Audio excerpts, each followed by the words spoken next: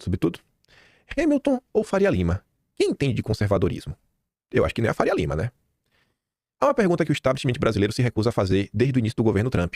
Por que os Estados Unidos, o berço do capitalismo moderno, está abraçando tarifas protecionistas e a reindustrialização agressiva, enquanto nós seguimos pregando o evangelho do livre comércio? A resposta é devastadora, porque eles querem continuar sendo a potência e nós aceitamos ser um mercado.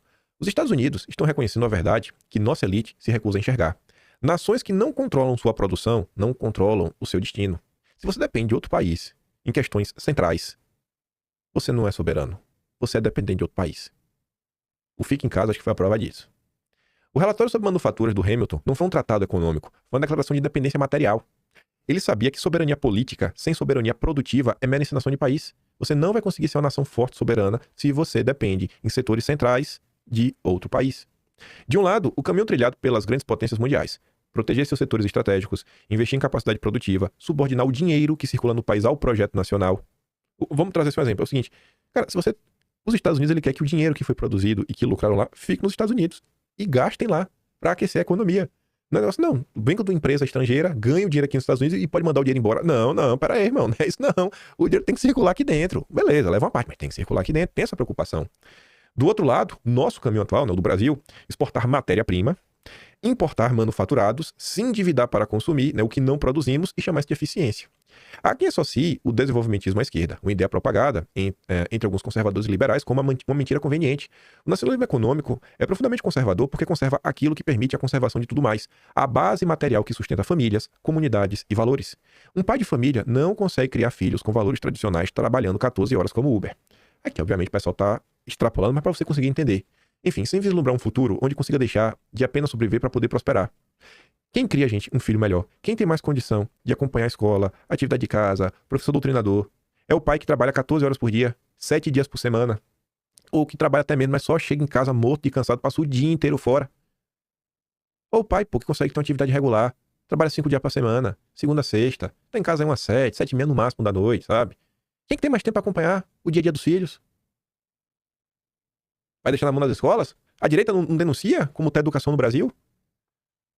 Sabe, assim, você descolar a economia da ideologia, dessa questão política, não dá, porque os Estados Unidos estão falando, não, a gente não vai fazer isso. Aquela matéria do Valor Econômico que a gente falou no final de semana passada, do próprio Gria, ele falando sobre isso, não tem como dissociar uma sociedade conservadora de uma economia conservadora. Ele basicamente está falando, eu sou conservador nos costumes e conservador na economia. Ele quebrou aquela lógica da direita que por muito tempo, eu sou conservador nos costumes, liberal na economia. Não, esquece, isso é passado. A indústria nacional, esta entidade repudiada pelos banqueiros, cria algo que o rentismo jamais produzirá, a comunidade. O operário que trabalha na mesma empresa há 20 anos, que seus filhos cresceram na mesma cidade, que frequenta a mesma igreja, cara, esse cara tem raízes, ele tem o que conservar, tem previsibilidade, consegue comprar uma casa, sabe? Dá uma estrutura mínima para se desenvolver. Vocês sabem, aquela criança tá aqui, o pai tá o tempo todo, não sabe, emprego não é fixo, não consegue ter uma casa, vai mudando de aluguel, às vezes cada vez uma distância cada vez mais longe. Aí as amizades que os filhos têm vão se perdendo. Você vê hoje em dia como tá difícil, né? De terem, assim, vínculos de amizade mais densos e profundos em comparação com como era do passado.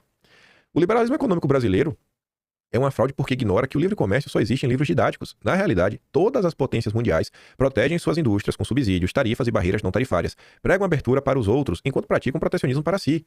Nós exportamos minério bruto e a China nos vende a liga processada com lucro de 1000%. Exportamos petróleo e importamos a gasolina. Temos 98% das reservas mundiais de nióbio e não dominamos sequer uma tecnologia que os utilize.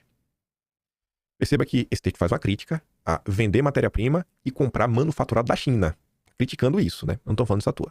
E para terminar, isso não aconteceu por acaso ou incompetência. Foi uma escolha que enriqueceu analistas, consultores e banqueiros, enquanto dizimava a classe média nacional. Hamilton não era economista, era um estadista. Ele é um dos grandes pais fundadores, né, dos Estados Unidos. Ele entendeu que a economia é a continuação da política por outros meios, que a produção industrial não é um setor do PIB, mas um fundamento da civilização moderna. Nações sérias não terceirizam sua capacidade de existir. O Brasil precisa escolher entre ser uma nação ou o eterno celeiro do globalismo mundial, entre criar uma classe média de produtores ou administrar uma massa de devedores. O nacionalismo econômico não é populismo requentado, por mais que alguns intelectuais proclamem isso. É a única posição verdadeiramente conservadora, porque preserva o que importa: o trabalho digno, família estruturada, comunidade coesa, uma pátria soberana. O resto é retórica vazia de quem escolheu a mediocridade permanente do país para o seu próprio lucro. Falei que tem uma crítica ali aberta à China no texto. Pois bem, antes de mostrar para vocês uma coisa relativa à China, já vou mostrar a resposta que veio depois. O Edinho, né, o Krindraka, escreve o seguinte: coitado de quem lê esse artigo e só pensa em Vargas, na China, na Rússia. Por isso que Olavo era desgostoso assim com a situação intelectual da direita. E ele coloca um título do Olavo.